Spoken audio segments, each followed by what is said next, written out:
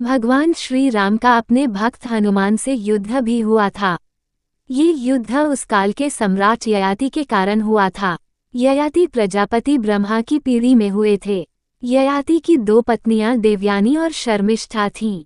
देवयानी गुरु शुक्राचार्य की पुत्री थी, तो शर्मिष्ठा दैत्यराज वृषरवा की पुत्री थीं।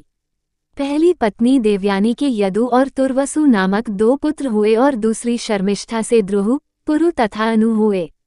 ययाति की कुछ बेटियां भी थीं, जिनमें से एक का नाम माधवी था। माधवी की कथा बहुत ही व्यथापूर्ण है।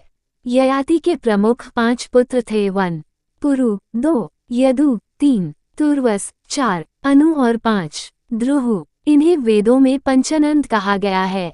7200 ईसा पूर्व अर्थात आज से 9200 वर्ष पूर्व ययाति के इन 5 पुत्रों का संपूर्ण धरती पर राज था। 5 पुत्रों ने अपने अपने नाम से राजवंशों की स्थापना की। यदु से यादव, तुर्वसु से यवन, द्रुहु से भोज, अनु से मलेच्छ और पुरु से पौरव वंश की स्थापना हुए। पुराणों में उल्लेख है कि ययाति अपने बड़े लड़के यदु से रुष्ट हो गया था और उसे शाप दिया था कि यदु या उसके लड़कों को राजपद प्राप्त करने का सौभाग्य न प्राप्त होगा। ययाति सबसे छोटे बेटे पुरु को बहुत अधिक चाहता था और उसी को उसने राज्य देने का विचार प्रकट किया, परंतु राजा के सभासदों ने ज्येष्ठ पुत्र के रहते हुए इस कार्य का विरोध किया। गुरु विश्वामित्र के निर्देशानुसार भगवान श्री राम को राजा ययाति को मारना था। संकट की इस घड़ी में राजा ययाति ने श्री हनुमान जी से शरण मांगकर चतुराई का परिचय दिया। श्री हनुमान ने माता अंजनी के आदेश पर राजा ययाति को उनकी रक्षा करने का वचन दे दिया। क्योंकि श्री हनुमान जी भी महाज्ञानी और चतुर थे। राम से भी बढ़कर श्री राम का नाम है। ये तो तय था कि श्री हनुमान जी अपने आराध्य पर अस्त्र या शस्त्र नहीं उठा सकते थे। तब ऐसे में हनुमान जी ने किसी तरह के अस्त्र शस्त्र से लड़ने के बजाय भगवान श्री राम के नाम को जपना शुरू कर दिया।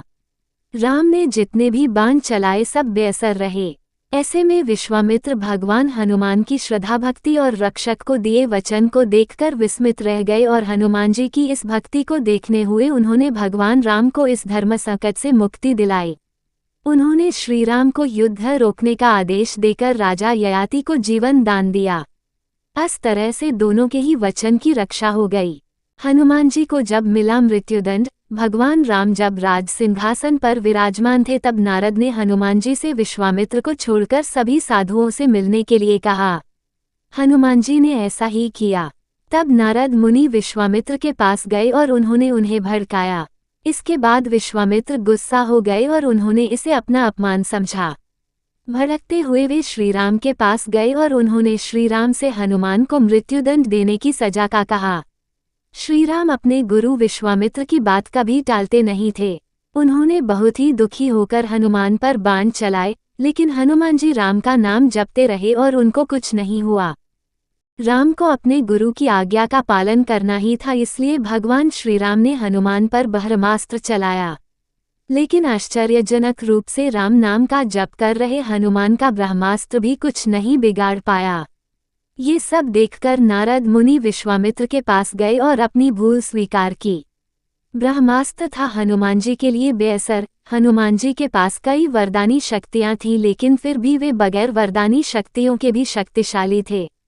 ब्रह्मदेव ने हनुमान जी को 3 वरदान दिए थे, जिनमें उन पर ब्रह्मास्त्र बेअसर होना भी शामिल था, जो अशोक वाटिका में काम आया। हनुमान जी इस कलयुग के अंत तक अपने शरीर में ही रहेंगे। वे आज भी धरती पर विचरण करते हैं। चारों जुग प्रताप तुम्हारा है, प्रसिद्ध जगत उजियारा।